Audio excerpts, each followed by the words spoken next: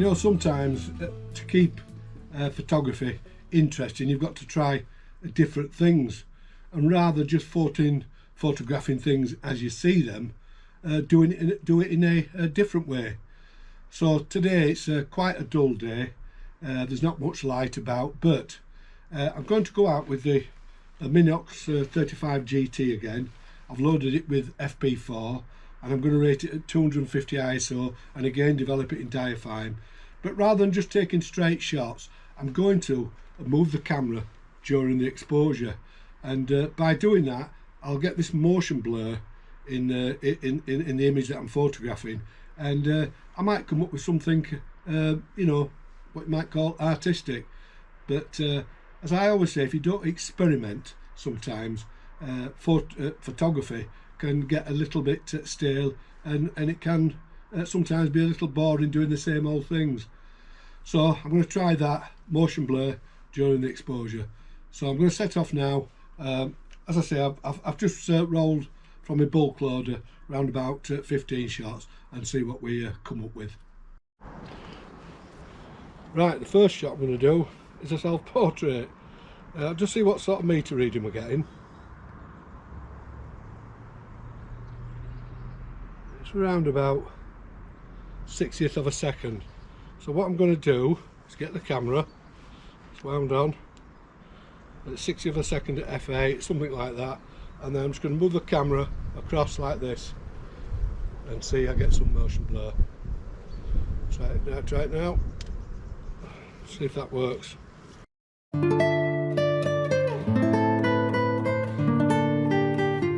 Well, that was a utter failure.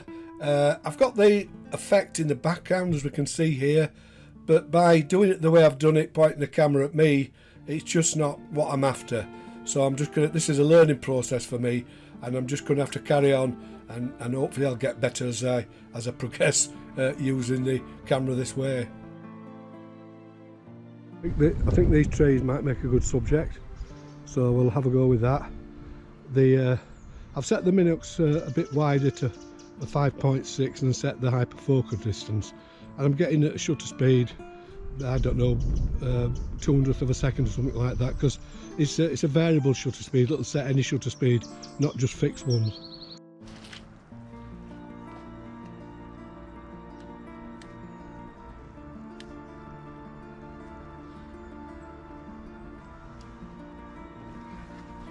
See if it works.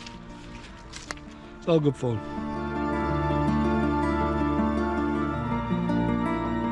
So this is the effect that I am after. As we can see, as I zoom into the picture, we've got this blur in the picture, and we can see it's gone in an arc shape the way that I move the camera. So I'll see if I can create it again.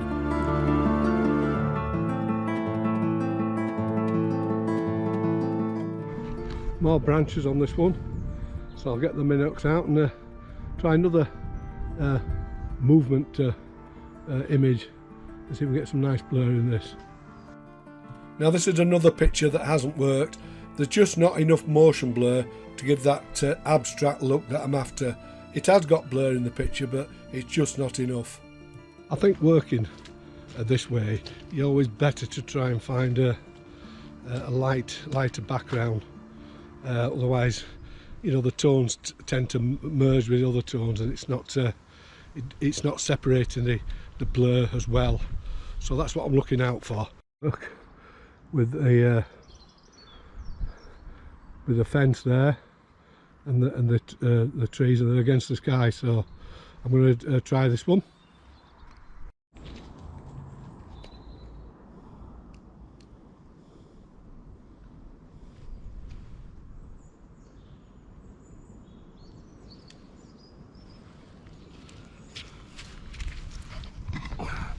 All we're getting is a little click. I just think the more it will create motion blur, because the shutter speed it's setting is not going to be fast enough to freeze the actual subject I'm photographing. So just carry on, see what else there is.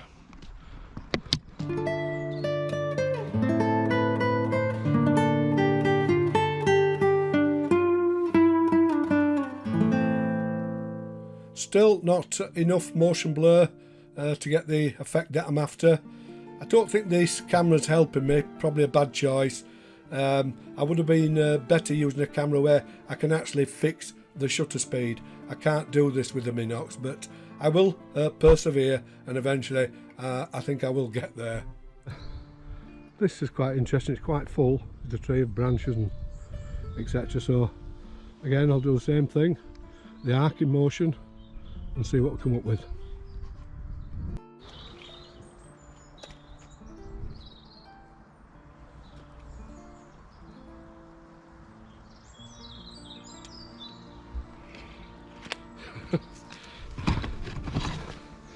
It's a bit silly doing this, but you never know if you don't experiment with stuff. You get some different pictures.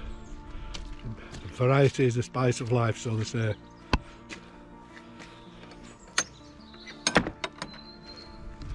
Right, carry on.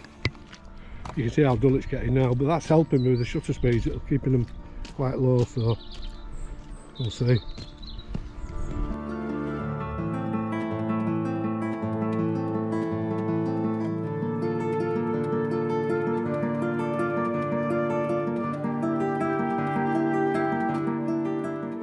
Oh, we've got this Union Jack flying proudly. I'm going to try and slow the shutter speed down a little bit, because I think I'm probably just pressing it a little bit late. I need the exposure to start at the beginning of the arc and end, so it's all guesswork. So I'll just try this.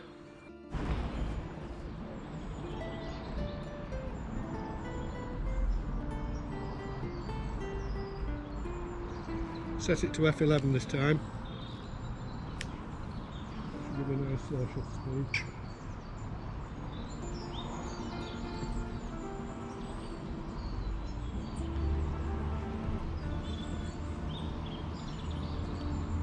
Fire then. Try again. That did. It was a long exposure. I'll have to set it back to 5.6. That was too long.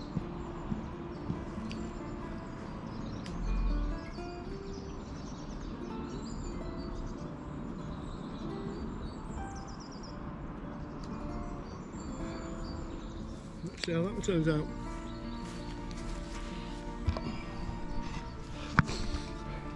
The first shot, the exposure was, I think it was too long, so I just open the lens, a couple of stops, you see how that works.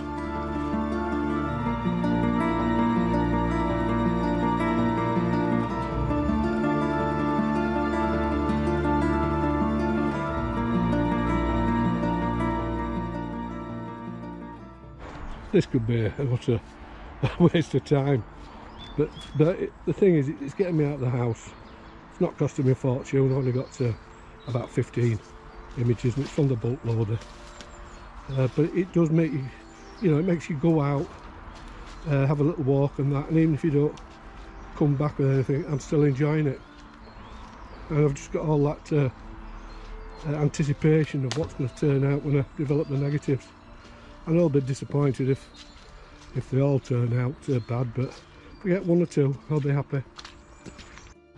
I might try these trees looking into the sky, because it's not really bright. Well, it is bright, but not as bright as it will be on a sunny day. And this time I'm going to use a circular motion if I can do it.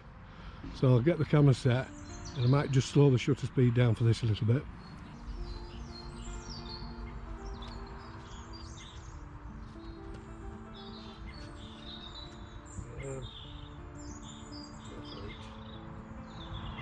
I'll go to F11 for this one.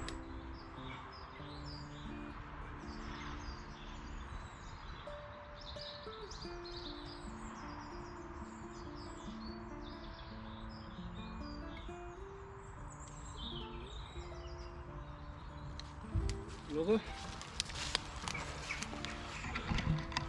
I'm going to be so lucky if some of these turn out.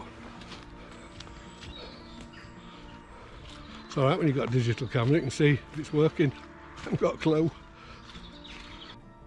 And yes, now I'm getting the effect that I'm after, what I've got in my mind.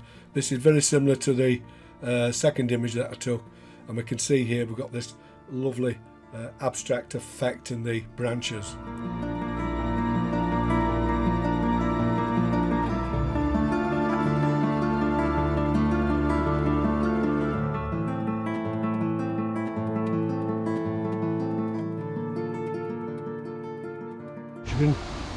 I'm approaching that man-made waterfall that you've seen in previous videos, and try a blurred shot here. Might get a bit noisy as I get closer. We try and get these trees against the lighter background of the waterfall. See how that turns out. Wait for this in a minute viewfinder. It's in the shaded area, so it's going to be low 30th of a second, so we'll just see.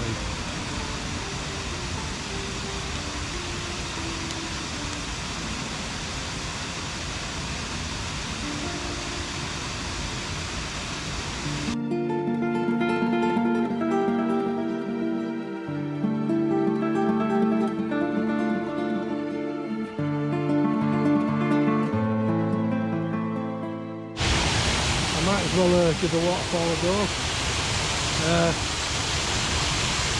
Just looking at what the exposure is going to be. And again, it's in the shaded area on the viewfinder, so it's a shutter speed that's below 30, but I'm not exactly sure what it is, but I know it's going to be enough to give me blur in this. So I'm going to go from left to right again, probably because I'm right-handed, and see how this turns out.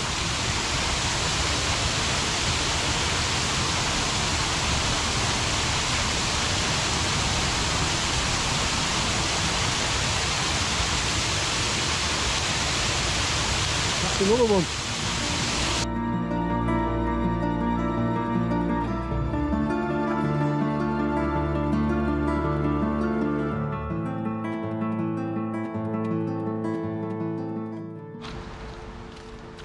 Everywhere you go is absolutely boggy. It's definitely well his time. Just be careful I don't slip, because it's like walking on bloody ice, it's worse. It's quite a exciting day for me today. Well, it will be tomorrow morning. Yes, I'm buying another camera. Well, I put a bid on one on eBay, and it's a camera I've been looking for a long time. It's described as being in excellent condition. It's recently, well, a couple of years back, it was being serviced professionally, and it has a helio lens on the taking lens. It's a TLR, and I won't tell you what it is. I'll show you if I do win the auction, and then probably do a review on it. But just to give you a clue, it's a Voigtlander. I love Voigtlander cameras.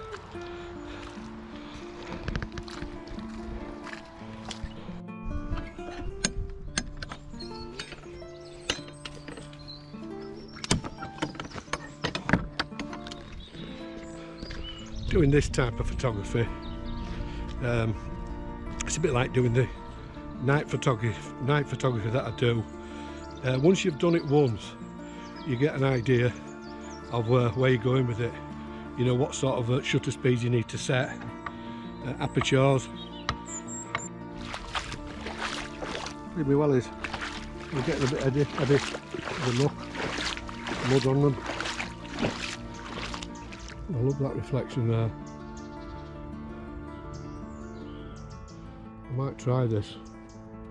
I just love that reflection, so I'm going to try it on this one and come back a little bit.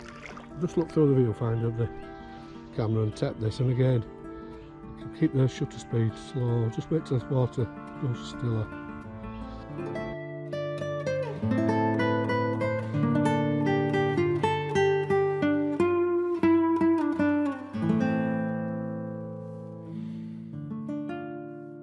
One. I think about 2 or 3 images left. We're walking a bit further.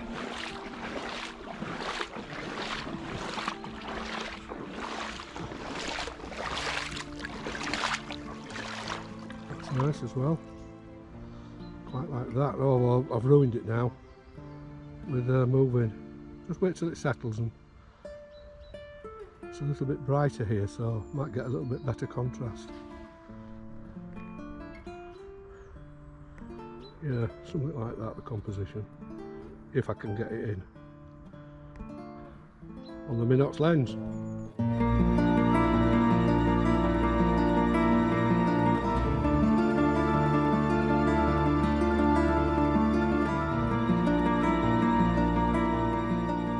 And again, a pan from left to right, I can't help it. As I say, I think it's because I'm right-handed. Right, a couple of shots left, or maybe one, and then get these developed and have a look at them. I think this might work as well. Oh, it's getting a bit brighter now, so I'll stop the lens down, and I'll do again this in the vertical format just to get all the trees in. So I'll set the camera up and let you see me doing this curvature photography, as you might call it.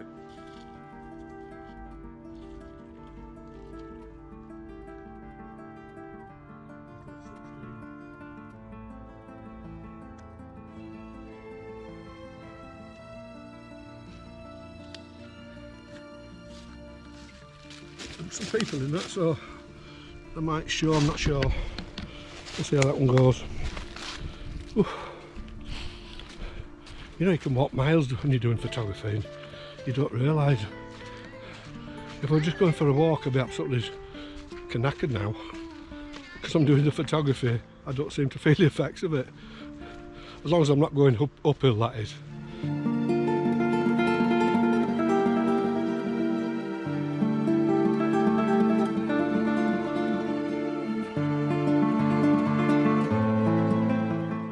Got these people in front, I'm going to try and take a picture of them. They're walking away from me. Again, slow shutter speed.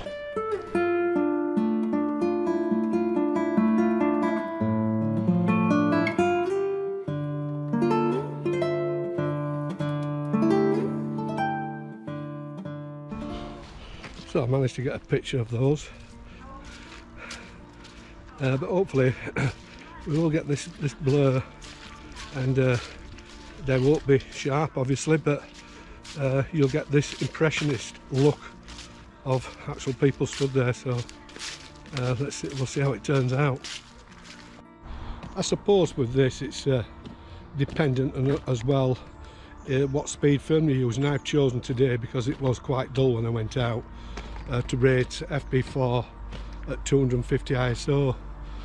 If I'd used 100 ISO film, maybe rated it a little bit lower, we'd have got away with that in the development. That might have worked, but I could have got shutter speeds that are too low. I don't want too much blur, so you know, things aren't recognisable. But you know, you've got to just go out and try and see what effect you get with one film, and then from that one film it's going to tell you a lot about the next time you try to do this, whether you're better with a faster film or a slower film. So it's all about just experimenting and finding out what works best for this type of photography. I think I've got one shot left, so I'm still scouting for one more shot. I'm just wondering what this white building set against the dark woodland at the back might look like in this blur photography. If I go backwards, if I could possibly get some of the fence in, get the composition something like that, might work. Go back a bit further. I'm just checking the composition with the Minox. Go back a little bit further. That should be a bit right. Yeah, that should be right. So I'll just try this one and see how this one turns out. I think I'm going to have to use quicker motion because it's getting quite bright now. And if I can get my exposure down to around about I don't know, 30th of a second, just over 30th of a second, so I'm going to have to move this bit quick.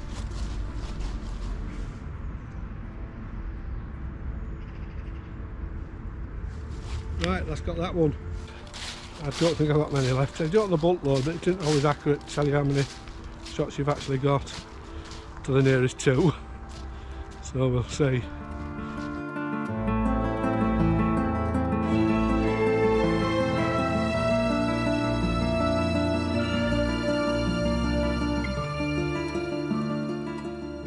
So if there's one thing that you can take from this video is ask yourself the question, you know, are you a photographer or are you an artist? And in my experience, that most people that take photographs, and I mean not just going around with an iPhone photographing family and friends, but to really go out and, you know, look for photographs and taking it more seriously, then most people, it's that artistic side that makes you do that.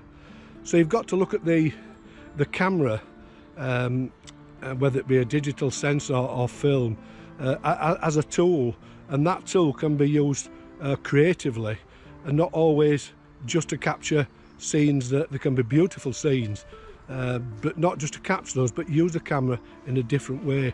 After all, it's just a tool. It's a way of creating pictures that hopefully end up on paper as a print, and that print then becomes artwork. So that's the thing that's to be learnt from this, and I'm saying all this, but I don't know if any of my pictures are going to turn out. But I am trying to be more artistic, using the camera this way. That's why I like to use the pinhole camera. I like to use cameras like the Holga, because for me they produce a more artistic looking image than using cameras that produce very sharp, detailed pictures, if you know what I'm saying. So I think a lot of people, as they travel through their photography life, they will find that they will also tend to veer this way more, because you've got the artistic side inside you, and that's one way of expressing it, is by using different techniques and trying different cameras that don't always produce absolute perfect images. Anyway, that's the end of that rabble, but that's my thoughts on it.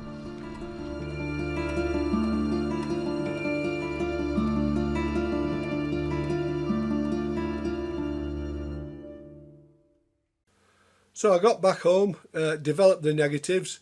You've seen the pictures in the video. I've shown you the ones where the technique worked and the ones that it didn't work, because it's a learning process for me. I just hope you don't think I've gone a little bit mad taking photographs this way. There are people out there that like this type of photography, and there are people out there that don't and can't understand why you'd want to take pictures that way, and I fully understand that. You know, there are photographers that have perfected this technique, and some of the images that they produce are absolutely beautiful, and it moves photography from one section to another, and I consider what they create as being true artwork. And this video shows that we don't have to use the camera always in the conventional way. Sometimes it's nice to try different things on days like that I went out on really horrible dull days. It just stimulates your photographic juices, so to speak, to get out and try things that are different. Things I've learnt by going out and trying to photograph this way, firstly is I think I chose the wrong camera to do this. As good as a Minox is, it's a camera where you've no real control of the shutter speed. It's virtually automatic, and I think I would have been better going out with a camera where I can control the shutter speed and control the amount of blur in the pictures. So that's something I've learnt.